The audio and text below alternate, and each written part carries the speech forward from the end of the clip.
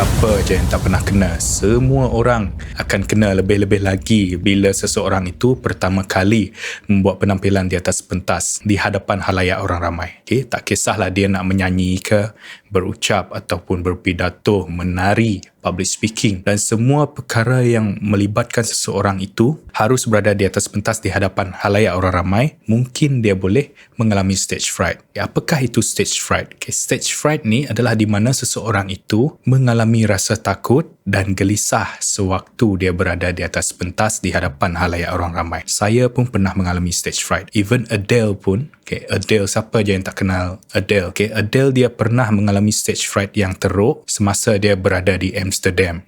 Dia menceritakan kisah ini kepada majalah Rolling Stone pada tahun 2011 di mana dia berlari keluar ke pintu kecemasan dan muntah sebelum melakukan persembahan di Amsterdam. Jadi benda ni normal dan berlaku kepada semua orang, tapi yang penting kita kena tahu macam mana cara nak kawal dan bertindak balas dengan perasaan stage fright supaya perasaan ini tidak mengganggu persembahan ataupun penampilan kita sepenuhnya di atas pentas. Dan episod kali ini saya akan berkongsi pengalaman persiapan atau cara saya menghadapi stage fright. Okey, jadi persiapan saya ni bermula sebelum hari kejadian lagi. Untuk pengetahuan kamu, saya dulu adalah seorang pemain bass dalam sebuah band dan kadang-kadang saya juga menjadi vokalis. Pada waktu latihan, sebelum hari kejadian, pada waktu latihan, kamu kena set mindset kamu. Kamu kena fikir yang pada hari kejadian tu, hari persembahan tu kamu kena buat yang terbaik. Jadi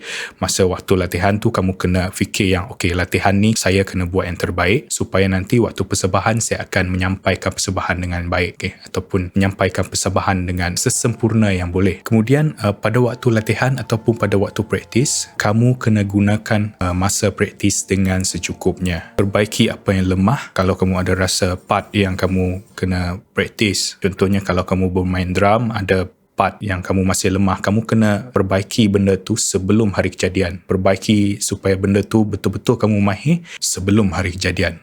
Dan apabila anda bermain di sebuah band ataupun anda menari anda secara berkumpulan membuat penampilan di atas pentas, pada waktu latihan inilah kamu bina chemistry dengan ahli band kamu, bina chemistry dengan ahli kumpulan kamu. Pastikan kamu mempunyai hubungan yang baik.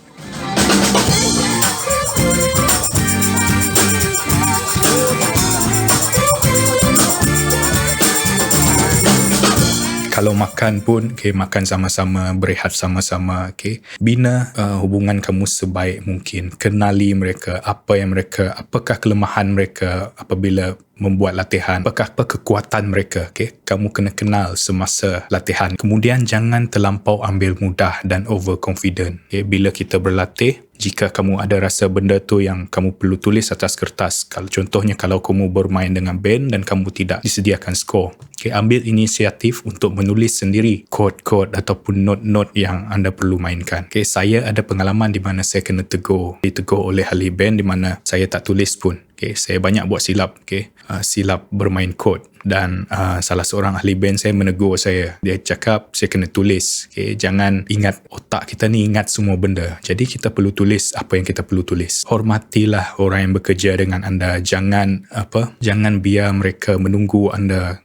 Jangan biar mereka mempunyai rasa tak puas hati kepada anda. Hormat mereka. Hormati masa mereka. Mereka pun tak nak buat latihan lama. Kalau kamu banyak buat silap, itu akan memakan masa dan mungkin boleh mengganggu mereka punya masa. Jadi hormati band anda dan juga hormati persembahan anda. Persembahan yang akan anda persembahkan nanti. Bagi makan persembahan anda itu dengan latihan yang secukupnya.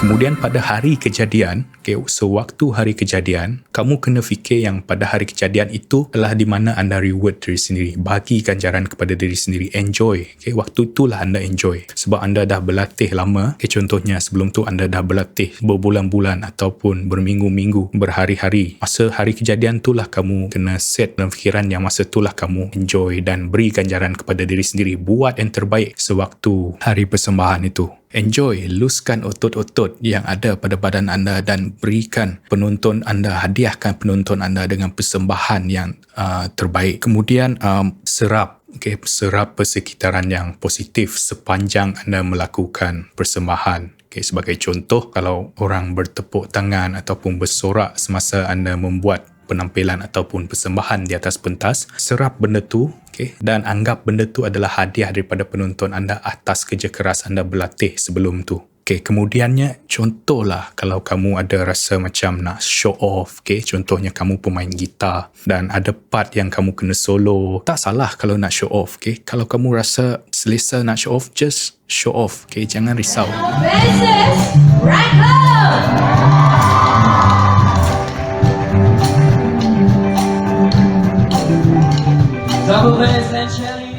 Tapi pastikan anda dah praktis cukup-cukup apa yang anda nak show off.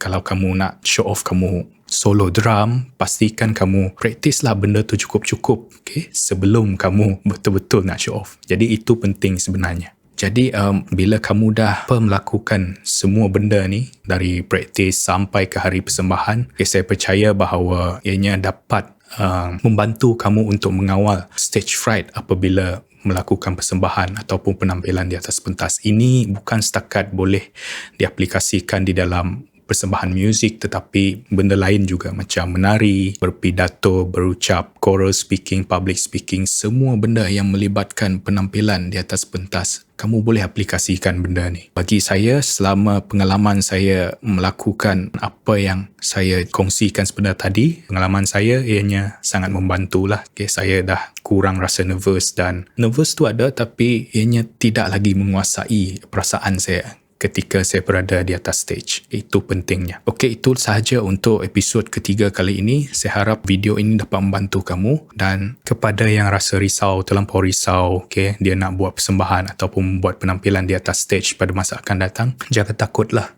Kamu boleh, kalau kamu nak aplikasikan cara saya ni, boleh. Saya tak jamin 100% ianya boleh menghilangkan kamu punya stage fright, tapi boleh membantu kamu mengurangkan dan mengawal stage fright apabila berada di atas pentas. Itu saja daripada saya. Kalau kamu suka video saya, kamu boleh tekan like, boleh share kepada rakan-rakan dan subscribe saya punya channel, dan boleh tekan bell icon yang dipaparkan pada kamu punya screen untuk mendapatkan notification untuk the next upload, dan semoga berjaya. Ciao.